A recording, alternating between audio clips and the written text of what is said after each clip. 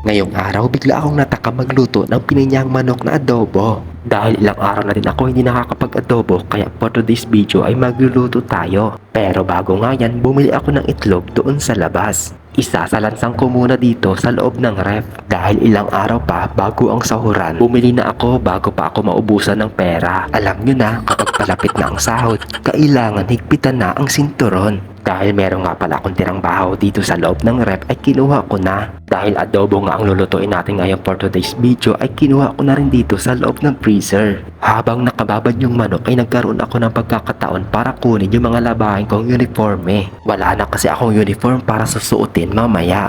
Ilang piraso lang kasi ito kaya kailangan kong laban para matuyo agad. Eto na nga at naglakad na ako papuntang banyo. Siyempre, dito ako maglalaba sa loob. Wala kasi kaming washing machine kaya manumanuhin ko lang ito. Ibababad ko nga lang muna ito sa sabon para lumambot yung dumi neto. Kapag ako nga naglalaba ay hindi ko nilalahat kung ano yung importante, yun lang ang inuuna ko. Pagkatapos ko nga maibabad yung mga uniform ko ay fast forward, andito na nga pala ako sa kusina. Dahil mag-aasikaso na naman tayo ng ating pang-ulam.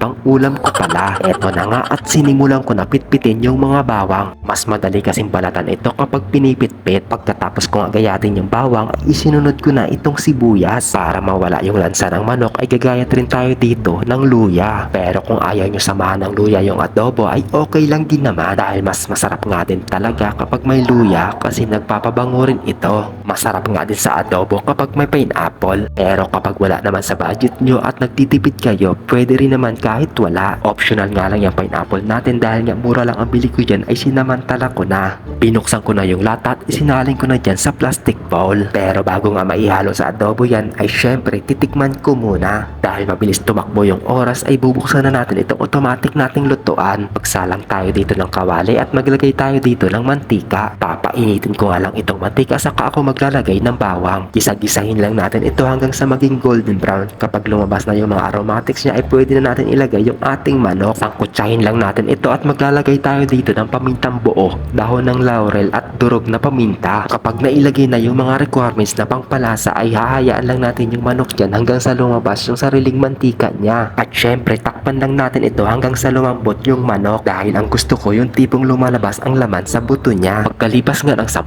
minuto ay binuksan ko na. Ito nga pala yung gagamitin natin para maging masarap yung adobo. Sobrang sarap nga neto kapag haluan mo ng Sprite. Mabilis rin ito makapagpalambot ng karne. Tapos takpan lang natin ito hanggang sa kumulo. Dahil may tirang Sprite ay hindi natin ito palalagpasin. Ayan nga at tinungga ko na. Dahil gusto ko na may kunting sipa ay huhugasan ko muna itong siling berdeng pang paalmoranas. Pagkatapos ko nga mahugasan ay ginayat ko lang siya ng pa-slice. Sarap din sa adobo kapag medyo marami ang sili. Pero kung hindi ka naman mahilig sa maanghang or kumain ng sili ay pwede mo rin itong hindi lagyan. Ayan, kung makikita nyo ay naglagay na ako dito ng toyo.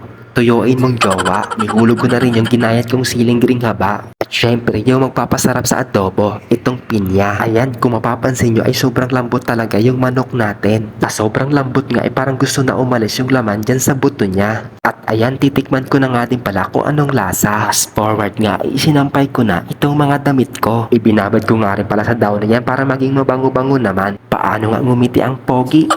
Charot! At ito na nga, nasa exciting part na tayo. Ito nga ang pinakagusto ko sa lahat pagkatapos ko magluto. Siyempre, kakain dahil kanina pa ako nagugutom at natatakam sa niluluto ko. O siya, tara, kakain muna tayo. Nakapaghugas na rin ako ng kamay kaya magkakamay na lang ako. Sobrang sarap nga yung niluto natin kaya try nyo na din ang recipe na to. Talaga naman, hindi nyo pagsisisihan sa sobrang sarap. Taob talaga ang isang kalderong baho na kanin. So ayun guys, God bless po sa inyo. Bye-bye!